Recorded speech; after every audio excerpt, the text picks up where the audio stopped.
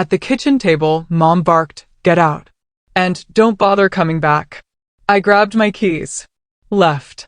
3 weeks later, Dad asked why the bank froze the mortgage. I held the keys.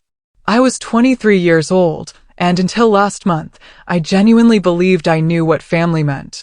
That naive illusion shattered the moment my mother's eyes, cold and venomous, locked onto mine across our kitchen table as she snarled, "Get out and don't bother coming back." The shock was so profound it froze me, a suffocating ice in my veins, before I blindly grabbed my keys and stumbled out the door, completely unaware that my entire world was about to unravel into a nightmare. Just 3 weeks later, my father called, his voice tight with panic, because the bank had frozen their mortgage. He had no idea I was the reason. Just 8 short weeks before that soul-crushing moment, I had floated across the college graduation stage, diploma clutched tight in my hand, convinced the world was a canvas of endless possibilities. My business degree hadn't been a gift. It was carved out of 4 years of relentless late nights, countless part-time jobs, and an alarming amount of instant ramen I'd rather forget. My dad, Gregory, had been my beacon in the audience, his proud whistles echoing through the hall, making everyone in our row laugh. My mother, Pamela, sat beside him, offering a polite smile, but I couldn't help but notice her subtly checking her watch throughout the ceremony. That single image, honestly, pretty much summed up my relationship with my parents. Dad was my unwavering cheerleader, always ready with a silly dad joke or a strong shoulder to cry on. Mom, on the other hand, was complicated. Growing up, she was the strict disciplinarian, the one who pushed me relentlessly for perfect grades and demanded I join only the right extracurriculars. Yet, nothing was ever quite good enough. When I made the honor roll, her immediate question was, "Why weren't you valedictorian?" When I proudly brought home a second-place trophy from a debate competition, she simply wondered aloud why I couldn't have been first. Despite all this, I genuinely believed we had a decent relationship. It wasn't warm or fuzzy, no, but it felt functional. After graduation, the decision to move back home temporarily seemed like the only smart choice. The job market was brutal, and I figured I could save money for about 6 months before finding my own place. Dad was ecstatic. "The house feels empty without you, kiddo," he'd said, helping me carry boxes up to my childhood bedroom, still adorned with the lavender walls I'd picked out at 14. I tried my absolute best to be a good houseguest. Every morning, I woke early to brew fresh coffee for everyone before Dad left for his job at the insurance office. I meticulously cleaned up after myself, tackled extra chores around the house, and cooked dinner at least 3 nights a week. Mom would arrive home from her administrative position at the local hospital looking utterly exhausted, and I hoped, truly hoped, that my efforts around the house would somehow ease her stress, make her proud. 2 weeks after moving back, I landed an interview at Wilson Financial, a highly respected firm in our town. The interview, to my surprise, went incredibly well, and they offered me a position on the spot.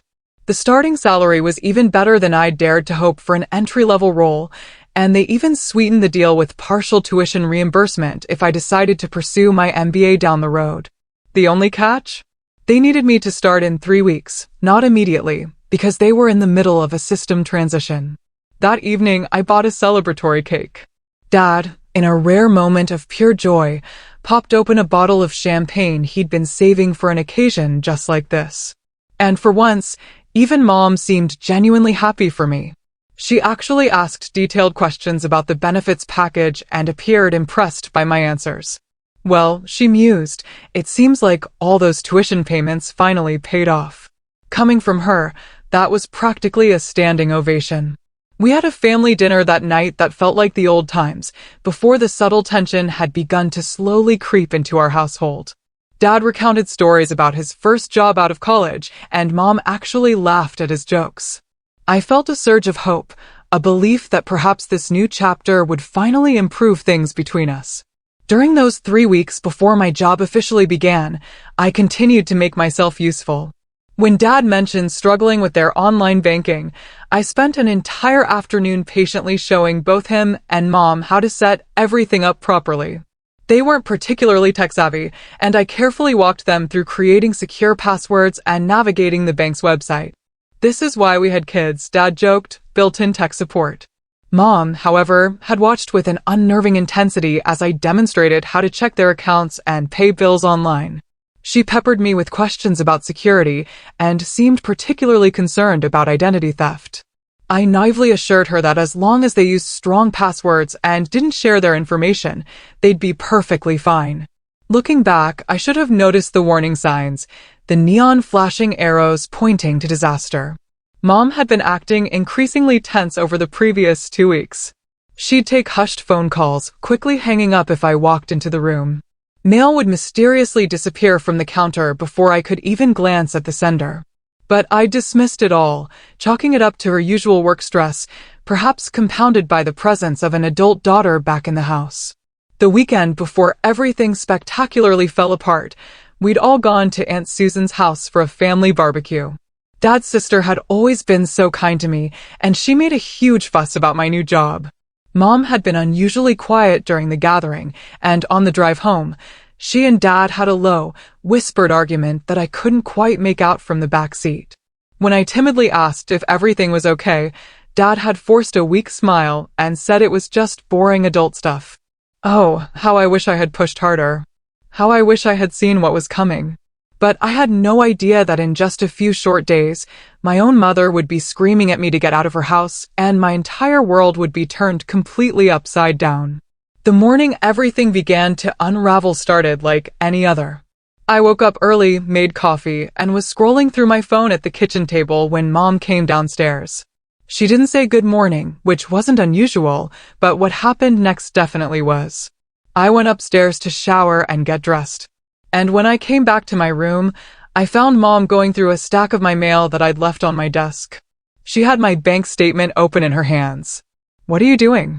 I asked, my voice laced with disbelief, stunned to find her rifling through my most personal documents.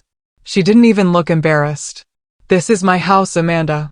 I can look at whatever I want." "That's my personal mail," I retorted, my voice trembling with indignation. "You can't just go through my things." She folded the statement with deliberate, chilling slowness, placing it back on my desk. "When you pay the mortgage," she stated flatly, "you can have privacy." I stood there, mouth agape, as she brushed past me and out of the room. This wasn't like her. My mother could be cold and demanding, but she'd always respected basic boundaries. Something was very, very wrong. Later that morning, while I was applying for an apartment I'd found online, I overheard my parents arguing fiercely in their bedroom. I didn't mean to eavesdrop, but their voices, sharp and strained, carried clearly down the hallway. "She's going to find out eventually, Pamela," my father said, his voice tight with stress. "She doesn't need to know anything. It's handled." "How is it handled?" "The calls are coming to the house now." "Lower your voice," my mother hissed back. "This is not her problem." "Of course, it's her problem. You made it her problem when you decided to." Their voices dropped too low for me to hear the rest, but one phrase cut through the quiet, clear and cold in my mother's sharp tone. "She owes us." I owed them? For what? Sure, they had helped with some of my college expenses, but I'd also taken out substantial student loans myself. I'd never been under the impression that their support came with hidden strings attached. When Dad came downstairs later, I tried to ask him what was going on. "Is everything okay with you and Mom? I heard you arguing." He looked utterly drained, the lines around his eyes etched deeper than usual. "It's nothing for you to worry about, sweetheart. Just some bills piling up. If you need help with bills, I can contribute now that I have a job lined up." No, he said quickly, almost too quickly. "That's not necessary. Your mom is just stressed about work." But the evasive look in his eyes told me he wasn't being truthful. For the first time, a flicker of unease about my father, too, sparked within me. He'd always been my ally, the parent I could count on. Now he seemed to be hiding something. That afternoon, a knot of dread tightening in my stomach, I checked all my bank accounts and credit card statements online. Everything looked perfectly normal. My credit score was still the excellent one I'd worked so hard to build throughout college, making every payment on time and keeping my debt-to-income ratio low. Whatever financial problems my parents were having, they didn't seem to involve me directly. Still, the tension in the house was palpable. Mom barely spoke to me all day, and Dad seemed to be walking on eggshells around both of us. I decided to make Mom's favorite dinner, lasagna from scratch, as a desperate peace offering. I spent the afternoon grating cheese, layering noodles, and simmering sauce, hoping that a nice meal might ease whatever dark cloud was hovering over her. When she came home from work, she barely acknowledged the effort. She ate in near silence, responding to Dad's nervous attempts at conversation with curt, one-word answers. When I asked about her day, she simply said, "Fine," and continued eating, her fork scraping against the ceramic plate. Dad tried to compensate for her icy demeanor by being extra cheerful, asking about my plans for the weekend and telling a long, rambling story about a client at work, but his smile didn't reach his eyes. I caught him glancing nervously at Mom several times. After dinner, I cleaned up the kitchen alone while my parents retreated to the living room. Through the doorway, I could see them having another hushed, intense conversation. Mom looked furious, gesturing sharply with her hands, while Dad seemed to be pleading with her about something. I went to bed early that night, a heavy sense of foreboding weighing on me. As I lay awake, staring at my ceiling, I heard my mother's voice from downstairs, clear and chillingly cold. "She needs to deal with the consequences." I had no idea what consequences she meant, but I would find out all too soon. The next evening was when everything exploded. I'd spent the day filling out paperwork for my new job and, quite frankly, avoiding my mother as much as possible. Dad had texted to say he'd be working late, which wasn't unusual, but it meant dinner would be just Mom and me. I decided it was time to bring up the elephant in the room directly. As we sat at the kitchen table, picking at plates of the leftover lasagna, I took a deep breath and said, "Mom, I know something's wrong. If the family is having money problems, I want to help. My job starts next week, and I can contribute to bills until things get better." She looked at me with an expression I'd never seen before, a chilling mixture of contempt and something that looked almost like raw fear. "Now you want to help," she said, her voice brittle, sharp as glass. "How convenient. What do you mean?" I asked, utterly bewildered. "I've always been willing to help. Stop playing innocent, Amanda. It doesn't suit you." I put down my fork, completely lost. "I honestly don't know what you're talking about." She laughed, but it was a harsh, joyless sound. "Let me refresh your memory. Platinum Rewards card, $5,000 credit limit. Opened 18 months ago. Ring any bells?" "I don't have a Platinum Rewards card," I said slowly, a cold, dread-filled sensation spreading through my stomach. "Don't lie to me," she snapped, her voice rising, losing all pretense of calm. "The account is in your name." "Mom, I swear I don't know anything about that card." "If there is an account in my name, I didn't open it." For a tense moment, she just stared at me. Then, something in her expression shifted, not to understanding or remorse, but to a kind of calculated, icy coldness. "If that's how you want to play it," she said, her voice dropping to a dangerous whisper, "your father and I opened the card. We needed it for some expenses, and our credit wasn't good enough to qualify." The words hit me like a physical blow, a punch to the gut. "Asterisk, you used my name? My social security number?" Without asking me, "Asterisk, don't be so dramatic," she scoffed. "Families help each other. We put you through college, and we needed some help in return." "That's identity theft," I said, my voice barely above a whisper, the gravity of her confession weighing me down. Her eyes flashed with anger. "It's family. But of course, you wouldn't understand loyalty, would you?" "Loyalty." My voice rose, betraying the rising tide of anger. "You stole my identity. How much did you charge on this card I don't even know about?" She waved her hand dismissively. "It doesn't matter. What matters is that the payments are late, and now they're calling here asking for you."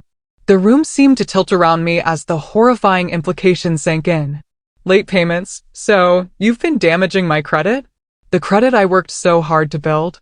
"Oh, poor baby and her precious credit score," Mom sneered, her lip curling. "Try raising a child and keeping a household running. Try dealing with real problems." I struggled to keep my voice steady, to contain the tremor of rage. This is a real problem. What you did is illegal. You committed fraud using my information. We're your parents, she shouted, slamming her hand on the table hard enough to make the plates jump. Everything you have is because of us. Your education, your fancy new job, all of it. That doesn't give you the right to steal my identity. How am I supposed to trust you after this? Trust? She laughed again, that same hollow, unsettling sound. Trust is a luxury. Your father and I did what we had to do. Midway subscribe line, by the way, if you're still with me and on the edge of your seat, trust me, this story only gets wilder. Make sure to hit that subscribe button. You won't want to miss what else unfolds, and honestly, more unbelievable stories like mine are definitely coming. Main story continued. Dad knows about this. The betrayal deepened, spreading through me like a potent poison. Of course, he knows. It was his idea to use your information. I couldn't believe it. My father, the man who had always been my rock, had betrayed me in one of the worst ways imaginable. How many other accounts have you opened in my name? Mom's expression turned calculating. Just the one card. But something in her eyes, a flicker of evasion, told me she was lying. What else, Mom? What else have you done? Nothing that concerns you. It absolutely concerns me if you're using my name and social security number. My whole financial future is at stake. Your future, she spat. What about our future? What about the house you've been living in rent-free? What about all the sacrifices we've made for you? I've never asked you to sacrifice anything. And I offered to pay rent when I moved back in. You and Dad said no because you needed something else from me. Something more valuable than your pocket change. The cold feeling in my stomach intensified. Asterisk my credit. My identity. Asterisk, she didn't deny it. Instead, she looked at me with something like satisfaction, as if she was glad I finally understood. We should work together to fix this, I said, trying desperately to be reasonable despite my escalating anger and fear. We need to pay off whatever balances are on that card and close the account, and you need to tell me about any other accounts you've opened in my name. There's nothing to fix, she said flatly, her voice like a stone. The situation is what it is. The situation is fraud. I was shouting now, too, all pretense of calm completely gone. You could go to jail for this. Are you threatening me? Her voice dropped dangerously low, laced with menace. I'm trying to make you understand how serious this is. My whole financial future could be ruined. Your future, she scoffed. Always about you. So selfish, just like you've always been. The perfect little princess who thinks the world revolves around her. Her words stung, a vicious lash. Not because they were true, but because they revealed how little she thought of me, how little she truly knew me. I've never been selfish, I said quietly, my voice raw with hurt. I've always tried to make you proud, to be good enough for you. If you want to make us proud, you'll handle this situation like an adult. Pay the card off and stop complaining. I didn't create this situation. You did. And now you expect me to clean up your mess. Our mess. She stood up, her chair scraping loudly against the floor. You ungrateful little brat. After everything we've done for you. Tears welled in my eyes, but I refused to let them fall. What kind of parent steals from their own child? That's when she said it. The words that would change everything. Get out. She hissed, her face twisted with a rage I barely recognized. Get out and don't bother coming back. What? I stared at my mother, certain I had misheard her. You heard me. Her face was a mask of pure fury. Get out of my house now. Mom, you can't be serious. I looked around wildly, as if searching for someone to confirm this was just a bad dream. Where's Dad?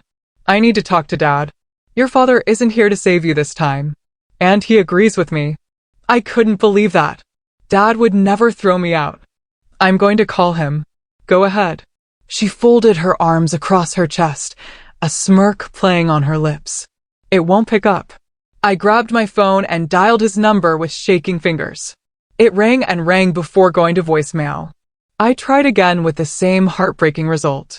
See, Mom's voice was cold with triumph. He knows better than to interfere. I looked at her. This woman, who had given birth to me, raised me, and was now throwing me out over a credit card she had fraudulently opened in my name. Something fundamental had broken between us. Something that could never be repaired. Fine, I said, my voice surprisingly steady despite the storm raging inside me. I'll go pack. You have 30 minutes, she called after me as I walked upstairs. In my childhood bedroom, I stood frozen for a moment, utterly unable to process what was happening. The lavender walls I'd once found so comforting now seemed to be closing in on me. Photos of happier times mocked me from their frames. The family vacation to Florida when I was 12, my high school graduation with both parents proudly flanking me, Christmas morning just last year with all of us in matching pajamas. How had we gone from that to this?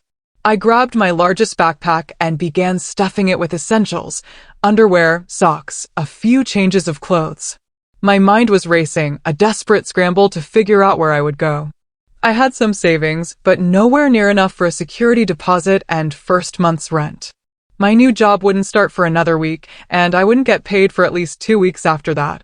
As I packed, memories flooded through me. This room had been my sanctuary, the window seat where I'd read hundreds of books, the desk where I'd studied for the SATs, the closet where I'd hidden when I wanted to escape my mother's criticism. And now I was being forced to leave it all behind. I grabbed my laptop, chargers, and toiletries. What else would I need? I had no idea how long I would be gone, or if I would ever come back. The thought made me pause, a pair of jeans clutched in my hands. This might be the last time I ever saw this room.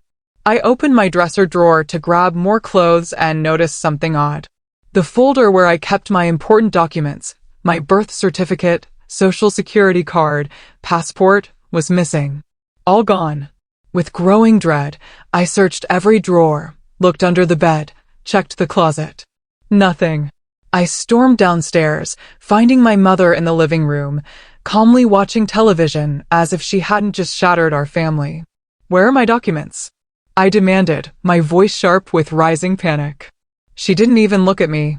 What documents? My birth certificate, social security card, passport. They're gone from my room. Those are our documents, she said, finally turning to me with a chillingly possessive gaze. We're keeping them safe. They're mine. I couldn't believe what I was hearing. I need them for my job, for an apartment. You should have thought of that before you turned on your family. I stood there, speechless with rage and disbelief. She was punishing me for discovering her fraud by withholding my very identity. Give them to me, I said, my voice low and dangerous. Now. Or what? She finally looked at me, her expression almost amused, a cruel twist of her lips. You'll call the police? Tell them your mother is keeping your documents? They'll laugh you out the door. She was probably right, but I couldn't leave without trying. I marched past her toward their bedroom, determined to find my papers. Don't you dare go in there, she shouted, following me. I ignored her, yanking open their dresser drawers, searching through the papers on their desk. Nothing. She grabbed my backpack, which I'd set down during my search. Time's up. Get out. Not without my documents. They're not here, she said, tossing my backpack at me with surprising force. And you're not welcome here anymore. I lunged for my backpack, but she held on to one strap. We struggled for a moment, a pathetic tug-of-war, and then the bag tipped, spilling its contents across the floor. My clothes, toiletries, and laptop tumbled out, a messy, humiliating sprawl. My mother let go of the empty bag, watching with cold satisfaction as I scrambled to gather my belongings. How can you do this? I asked, looking up at her from the floor, tears finally spilling freely down my cheeks. I am your daughter. For just an instant, something flickered in her eyes. A hint of the mother I thought I knew. But it vanished as quickly as it had appeared, replaced by that same icy resolve. Not anymore, she said. You made your choice. I stuffed everything back into my bag with trembling hands. There was nothing else to say, no way to reach her. Whatever had broken inside her had broken us too. I walked out the front door without looking back. The weight of my backpack was nothing compared to the crushing heaviness in my heart. My car sat in the driveway, a 5-year-old Honda Civic that I'd bought with my own money during sophomore year. At least she couldn't take that from me. I threw my backpack onto the passenger seat and sat behind the wheel, trying desperately to figure out what to do next. Asterisk, where could I go?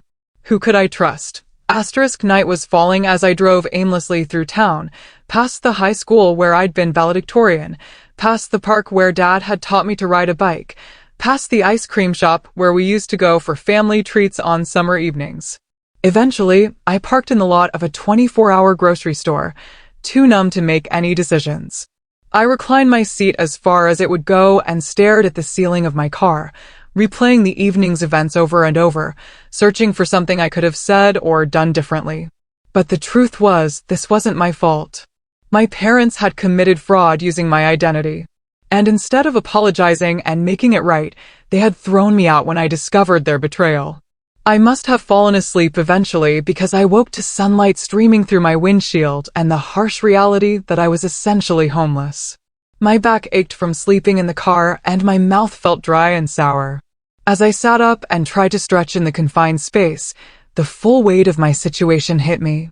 Not only was I without a home, but my credit was damaged, my identity had been compromised, and my own parents, the people who were supposed to protect me, had been the ones to hurt me. In that moment, sitting in my car in a grocery store parking lot, I made a decision. I would not be a victim. I would take control of this situation and fight back. My parents had underestimated me, thinking I would either give in to their demands or crumble under pressure. They were about to learn just how wrong they were. My first call that morning was to my friend Stephanie. We'd been roommates in college for 3 years before she'd moved in with her boyfriend, Tyler. We'd stayed close after graduation, texting regularly and meeting for coffee when our schedules aligned. "Stephanie," I said when she answered, my voice cracking slightly, I need help. To her eternal credit, she didn't hesitate for a second. "What's wrong? Are you okay?" I gave her the condensed version. My parents had committed identity theft using my information, and when I confronted them, my mother had thrown me out. "Oh my God, Amanda," she gasped. "That's terrible. Where are you now?" "Sleeping in my car," I admitted, shame washing over me. I didn't know where else to go. "Come here," she said immediately. "You can stay with us as long as you need to." Relief, so profound it made me lightheaded, washed over me. "Are you sure? What about Tyler?" "Tyler adores you, and he'll be furious when he hears what happened. Get over here now. I'll make coffee and breakfast." 20 minutes later, I was sitting at Stephanie's kitchen table, a mug of hot coffee warming my hands, as I told her the full, harrowing story. Tyler joined us halfway through, his expression growing darker and darker as he listened. "That's not just wrong," he said when I finished, his jaw clenched. "It's illegal. You need to report this." The thought made my stomach clench. Report my own parents? I don't know if I can do that. Stephanie reached across the table and squeezed my hand. "I know it feels awful, but they committed fraud, Amanda. They stole your identity. If you don't report it, you could be held responsible for whatever debt they've racked up in your name. And who knows how many accounts they've actually opened," Tyler added, his voice firm. "You said your mom claimed it was just one credit card, but she was already lying to you about everything else. They were right, and I knew it. But the idea of potentially sending my own parents to jail made me physically ill." "Let's take this one step at a time," Stephanie suggested, seeing my distress. "First, let's find out exactly what's going on with your credit." We spent the morning visiting the 3 major credit bureaus online. What we found confirmed my worst fears, and then some. In addition to the Platinum Rewards card my mother had mentioned, there was a personal loan for $15,000 and a store credit card with a $2,000 balance, all opened within the last 2 years, all in my name, and all with recent late payments. "This is worse than I thought," I whispered, staring at the screen in horror. "You need to place a fraud alert on your credit right away," Tyler said. He worked in banking and knew the procedures. "And you need to file a police report." I nodded numbly, still trying to process the sheer extent of the betrayal. My parents hadn't just opened one unauthorized account. They'd been systematically using my identity for years. With Stephanie and Tyler's unwavering support, I placed fraud alerts with all 3 credit bureaus. Then came the hardest part, filing a police report for identity theft that would implicate my own parents. The officer who took my report was kind but matter-of-fact. Unfortunately, We see this kind of thing more often than you'd think, he told me gently. Family members are actually the most common perpetrators of identity theft because they have easy access to your personal information. What will happen to my parents? I asked, my voice small and thin. That depends on whether you want to press charges. Some victims just want the fraudulent debts removed from their credit and don't pursue criminal charges against family members. I didn't know what I wanted yet. Part of me was still in shock, unable to believe my parents could do this to me. Another part was furious and wanted them to face consequences for their actions. You don't have to decide right now, the officer assured me. The important thing is that you've filed the report, which you'll need to dispute the fraudulent accounts. Armed with the police report number, my next stop was the bank that had issued the Platinum Rewards card. I met with a fraud specialist named Melissa, who reviewed my documentation with a sympathetic expression. I'm so sorry you're going through this, she said sincerely. Identity theft is traumatic enough without it being committed by people you trust. Will I be able to get the fraudulent charges removed from my credit history? I asked, hope flickering. Yes, but it's a process. We'll need to investigate, and you'll need to fill out an identity theft affidavit for each account. As Melissa walked me through the complex procedures, she noticed something concerning. There's another inquiry here from 3 months ago. A mortgage lender. A mortgage? My head swam. I haven't applied for a mortgage. She frowned, her expression grim. It looks like someone did, using your information. It was approved, too. My parents refinanced their mortgage 3 months ago, I said slowly, the pieces of the puzzle clicking into place with a terrifying logic. They said it was to get a better interest rate. Using your identity, Melissa confirmed grimly. That's a much bigger fraud than just a credit card. We're talking about hundreds of thousands of dollars. I left the bank with a stack of forms to fill out and a recommendation for Jessica Barrett, an attorney who specialized in identity theft cases. I called her office from the parking lot and was surprised when they offered me an appointment for the very same day. Jessica was a sharp, no-nonsense woman in her 40s who listened intently as I explained my impossible situation. Your parents have put you in an impossible position, she said when I finished, her gaze unwavering. But legally, the path forward is clear. This is fraud, plain and simple. Even a mortgage? I asked, the enormity of it making my breath catch. Especially the mortgage. That's bank fraud, which is a federal offense. The severity of what my parents had done was finally sinking in. Will they go to prison? Jessica's expression softened slightly. That depends on many factors, including whether this is their first offense and how cooperative they are. But yes, it's possible. I must have looked as devastated as I felt because she added, I understand this is your family, Amanda. These cases are always difficult, but think about what they've done to you. They've damaged your credit, stolen your identity, and when confronted, they threw you out of their house. They're counting on your familial loyalty to protect them from consequences. She was right. My parents, especially my mother, had been manipulating me, banking on the fact that I wouldn't turn them in. They had used my love against me. As I left Jessica's office with a concrete plan to file formal complaints with all the financial institutions involved, my phone rang. It was my father. Amanda? His voice was strained, laced with a frantic edge. Where are you? Your mother said you left. Left. I repeated incredulously, a bitter laugh escaping my lips. She threw me out, Dad. She told me to get out and not come back. She was upset. You know how she gets. Come home and we can work this out. Work out what? The fact that you and Mom have been committing fraud using my identity for years. There was a long, chilling pause. It's not what you think. Really? Because I've spent all day talking to credit bureaus, the police, and a lawyer, and they all say it's exactly what I think, identity theft and fraud. You went to the police? His voice rose in panic. Amanda, what have you done? What have I done? What have you done, Dad? How could you do this to me? You need to drop this right now, he said, his tone hardening, shifting from panic to a desperate demand. You're making a big mistake. The mistake was trusting you and Mom. We're your parents. We gave you everything. And now you've taken everything.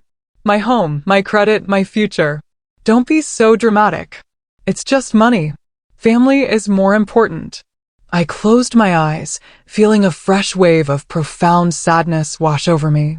If family was so important, you wouldn't have stolen from me. Amanda, please. His voice softened, turning pleading, vulnerable. Your mother is beside herself. She didn't mean what she said. Come home, and we'll fix this together. For a moment, I wavered. This was my dad, the man who had taught me to ride a bike, who had checked under my bed for monsters, the parent I had always thought I could trust without question. But then I remembered the empty folder where my documents should have been. The way my mother had watched me scramble to gather my belongings from the floor. The cold, brutal finality in her voice when she'd said, "Not anymore."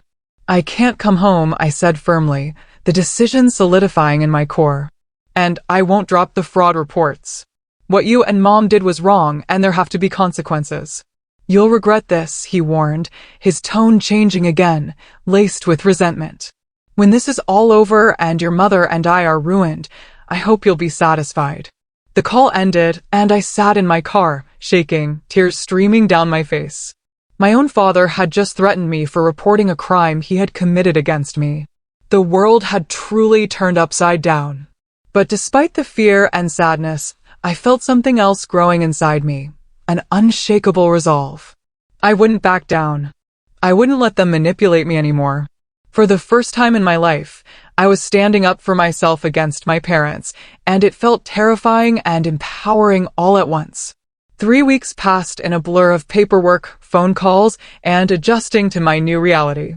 Stephanie and Tyler had converted their home office into a bedroom for me, refusing any rent until I got on my feet.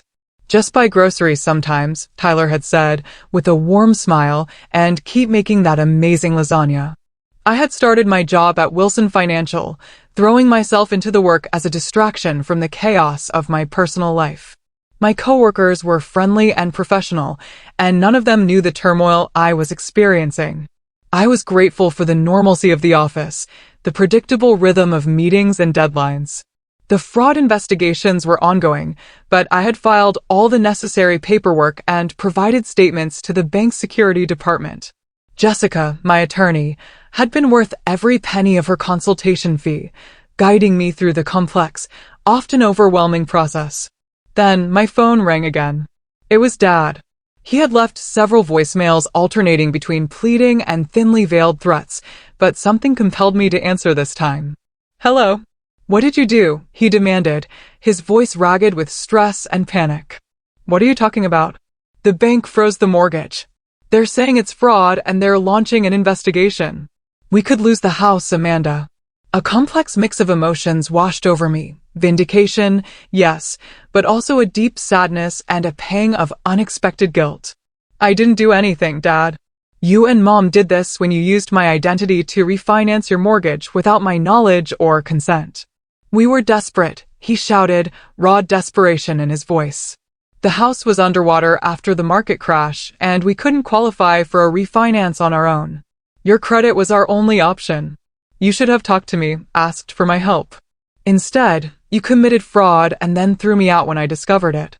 "Your mother threw you out, not me," he said, his voice dropping, almost a whisper.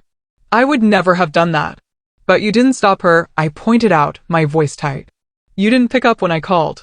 You didn't stand up for me." There was a long, heavy silence. "I couldn't," he finally said, defeated. "Things are complicated. Explain it to me then, Dad. Make me understand how my own parents could do this to me."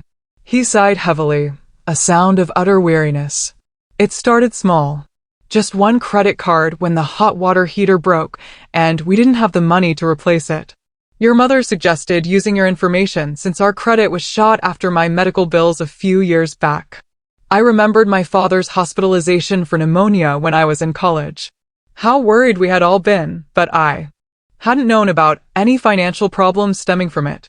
We planned to pay it off before you ever knew about it," he continued, his voice barely audible. "But then other things came up. The roof. The car transmission. Before we knew it, we were in over our heads." "And the mortgage?"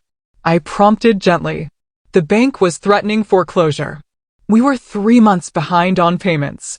Using your identity for the refinance it was your mother's idea. But you went along with it. Yes, he admitted, his voice thick with shame. I went along with it. I was weak and scared of losing our home. I closed my eyes, trying to process this crushing new information. Why didn't you just tell me? I would have helped if I could. Your mother wouldn't hear of it. She said we shouldn't burden you with our problems. He paused again. And if I'm being honest, I was ashamed.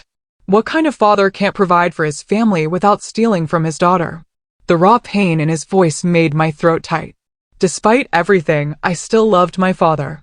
He had made terrible choices, but at least he seemed to recognize that now. The bank investigator came to the house today, he continued. He said all our accounts are frozen pending the fraud investigation. We can't access any of our money, Amanda. And your mother? She's not handling it well. What do you mean? He lowered his voice, almost whispering. There's something I never told you. Your mother has had a gambling problem for years. Online poker mostly. That's where a lot of the money went. The revelation stunned me. My strict, controlling mother, a gambling addict? It seemed impossible, a contradiction of everything I thought I knew, but it would explain so much. The secrecy, the mounting financial problems, the desperate, irrational measures. The stress of the investigation has made it worse, Dad continued. She's barely sleeping, barely eating, just glued to her phone, trying to win enough to fix this mess. She needs help, Dad. Professional help. I know, he said quietly. I've known for a long time. But whenever I bring it up, she shuts down completely. I felt a surge of conflicting emotions. Pity for my mother's addiction, anger at my father's decades of enabling, and a profound frustration that they had dragged me into their dysfunction. I'm sorry about the mortgage and the accounts being frozen, I said finally, my voice weary. But I couldn't let the fraud continue. My entire financial future was at stake. I understand, he said, surprising me again with his newfound clarity. You did what you had to do. What we did was wrong, and now we're facing the consequences. For the first time since this whole nightmare began, I felt a glimmer of hope that my relationship with my father might, eventually, heal. He wasn't making excuses anymore. He was accepting responsibility. What will you do now? I asked. Try to negotiate with the bank. Sell the house if we have to. Get your mother some help. He sounded tired, but resolved. And try to make things right with you, if you'll let me. I don't know if things can ever be right again, I said honestly. But I'm willing to talk. That's all I can ask for, he replied. I love you, Amanda. I never stopped. Not for a moment. After we hung up, I sat on my temporary bed in Stephanie and Tyler's converted office, processing everything I'd learned. My mother's gambling addiction cast her actions in a different light, not excusing them, but at least explaining some of her desperation and irrationality. That evening, I told Stephanie and Tyler about my conversation with my father. A gambling addiction, Stephanie said, shaking her head. That actually makes sense. Remember how your mom always had those headaches during family events and would disappear for hours with her phone? I hadn't made that connection, but now that Stephanie mentioned it, it was a clear pattern. My mother had always been intensely private about her phone, clutching it constantly and taking it even to the bathroom. Do you think you'll reconcile with your dad? Tyler asked. Maybe someday, I said. But not with my mom. At least not until she gets help and takes full responsibility for what she did. And definitely not until all of this legal and financial mess is sorted out. Over the next few weeks, my life began to stabilize. I found an affordable apartment not far from work and signed a lease, using the limited credit I still had. The fraud alerts had protected me from any new accounts being opened, and the investigations were proceeding, with the fraudulent accounts slowly but surely being removed from my credit report. Jessica had helped me secure new copies of my birth certificate and social security card, allowing me to get a replacement passport as well. Piece by piece, I was reclaiming my identity. My father called weekly, updating me on their situation. They were indeed selling the house, downsizing to an apartment they could afford on their actual income. My mother had initially refused therapy for her gambling addiction, but after the bank rejected their hardship application due to the ongoing fraud investigation, she had finally agreed to seek help. She still blames you, Dad admitted during one call, his voice tinged with sadness. But I think deep down she knows this is her fault. Our fault. Is she still angry with me? I asked, hating that I still cared about her opinion despite everything. She's angry at the world right now, he said, but mostly at herself.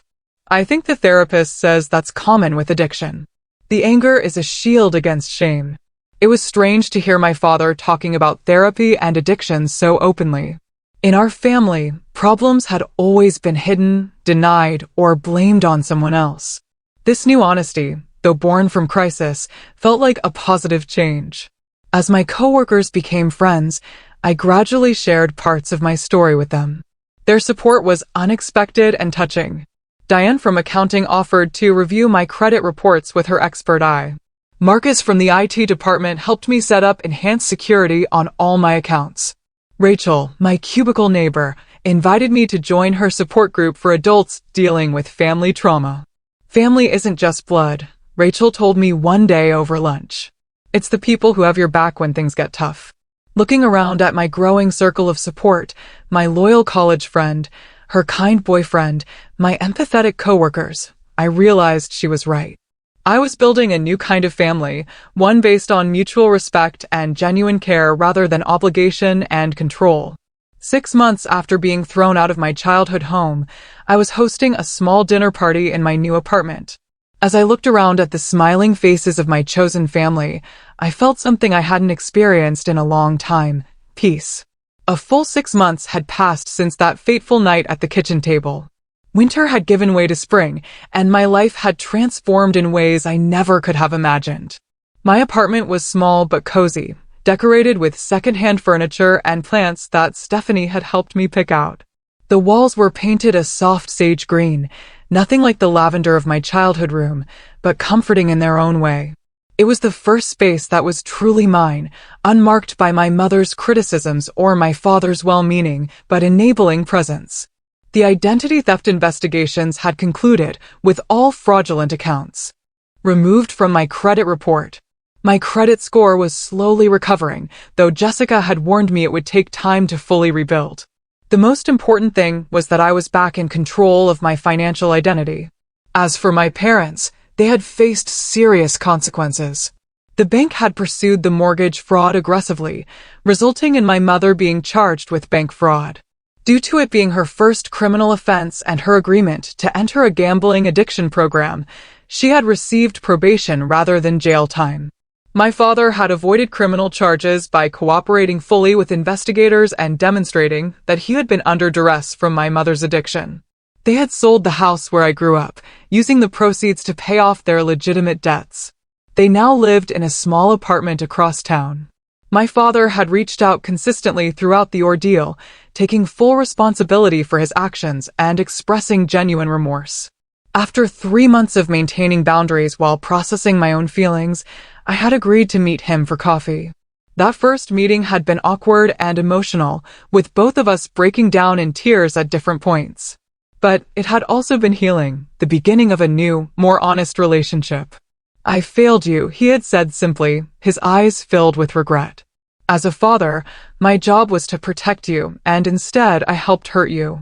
I will spend the rest of my life trying to make that right, if you'll let me. I had set clear boundaries from the start. I'm willing to work on our relationship, Dad, but only if you respect my autonomy completely. No more secrets, no more financial entanglements, no pressure to reconcile with Mom until I'm ready, if ever. He had agreed to everything, grateful for any chance to be part of my life again. My mother was a more complicated story.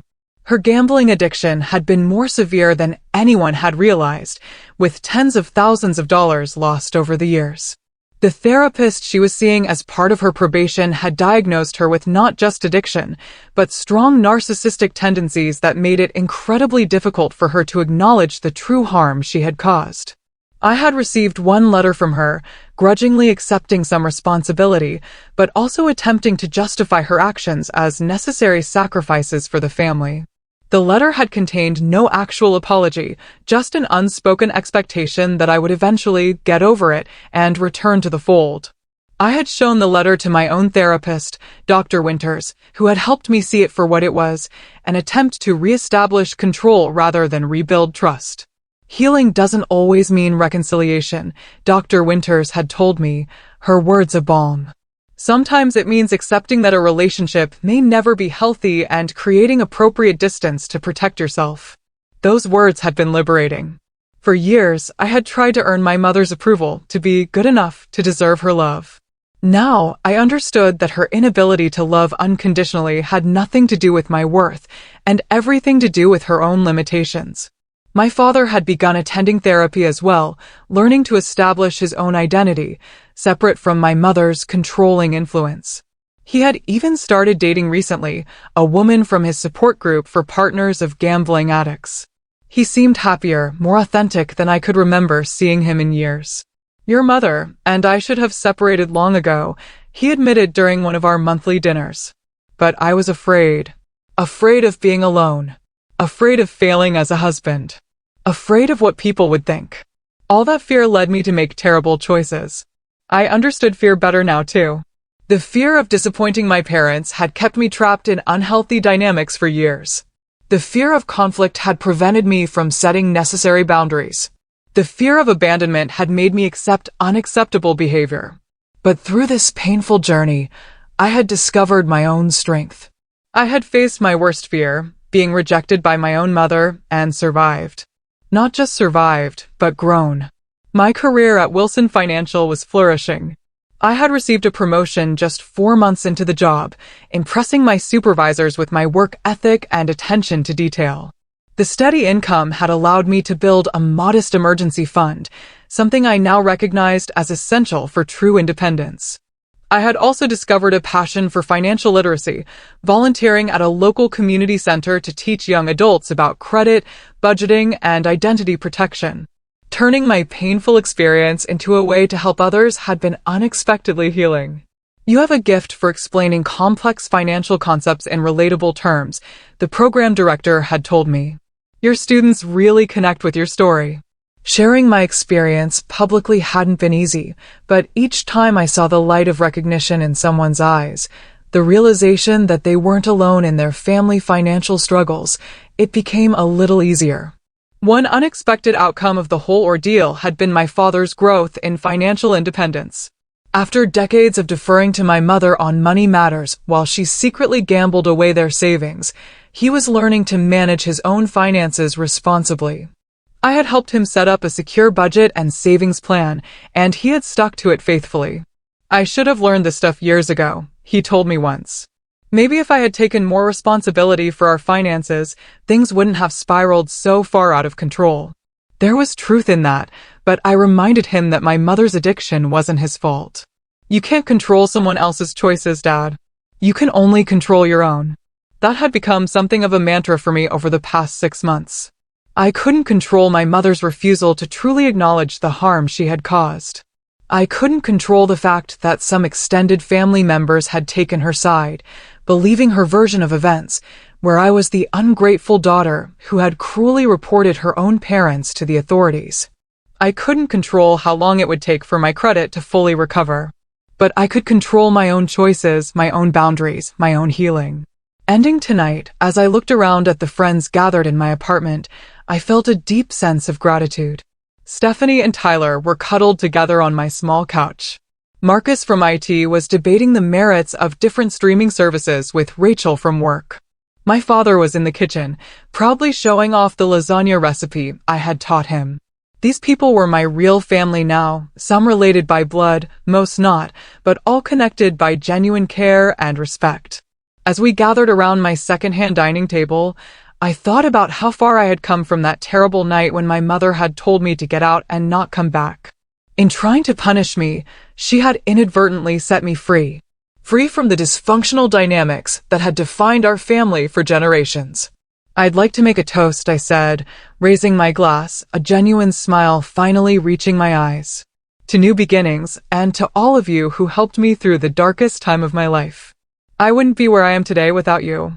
Glasses clinked, smiles were exchanged, and the conversation flowed easily around the table. Later, as the evening wound down and guests began to leave, my father pulled me aside. "I'm so proud of you, Amanda," he said, his eyes shining with emotion. "Not just for forgiving me, which I still don't feel I deserve, but for the way you've handled everything with such grace and strength. I learned something important through all this, I told him, looking him squarely in the eye. Our worth isn't determined by what others do to us, but by how we choose to respond. I could have let what happened destroy me, make me bitter and mistrustful. Instead, I chose to use it as a catalyst for growth. He nodded, understanding in his eyes. Your mother and I, we got so caught up in appearances and what we thought we deserved that we lost sight of what really matters. Integrity, honesty, respect. You've shown more of those qualities than we ever did. As I hugged him goodbye, I reflected on the journey of the past 6 months. The pain hadn't disappeared completely. It probably never would. But it had transformed into something useful, a powerful reminder of my resilience and the importance of choosing authenticity over appearance, truth over comfort. My mother had thrown me out, thinking it would break me or force me to comply with her demands. Instead, it had been the beginning of my true independence, not just financially, but emotionally. In losing what I thought was my only family, I had found a larger, healthier one. And in facing the betrayal of those who should have protected me, I had learned to protect myself, to stand firm in my truth, to set boundaries, to value my own well-being. That, perhaps, was the most important lesson of all. Sometimes the most painful endings lead to the most necessary beginnings. Sometimes you have to lose what you thought you needed to find what you truly deserve. Call to action. Have you ever had to rebuild your life after a betrayal that shook your foundations?